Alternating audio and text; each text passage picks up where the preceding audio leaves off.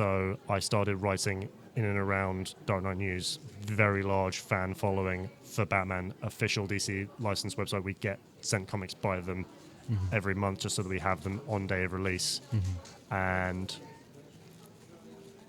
because comics are such a huge creative process where so many different collaborators all handle one story, because people just think it's like writer artist. No, there's people who do the initial sketches, there's people who do the coloring, there's people who do the levels of shading, there's people who do the ink so that the bolds and the outlines all work well.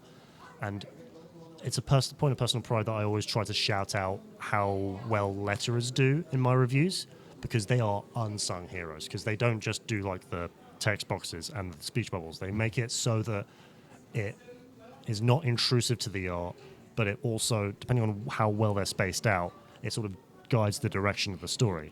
And I could see it done okay in like Eastern style comics, like translations of manga, where the speech bubbles are still huge because it's translated from the Japanese, but it still contains the story elements along. As someone who's worked in many, support your local comic book stores, don't just order them online. It's such a huge like mixing pot of different kinds of creative elements and creative personalities that you don't see in other media. With like movies and TV, sure, you'll get the combination of the actors, the directors, and the editors, but there'll always be some corporate stooge just like putting tropes back in, putting like flashy glitz back in so that it looks good on trailers and it'll sell tickets. Comics are still a very free, very personal form of creative storytelling, which is why events like Thought Bubble are so amazing, because you get the people that are setting the tone for DC and Marvel right now have like a sort of tendency to like think about our thinking, so we get a little bit caught up with like pure prose and novels. That's certainly the way it is for me personally. I think it's also a case of that being mixed media, there's always something to sort of take in.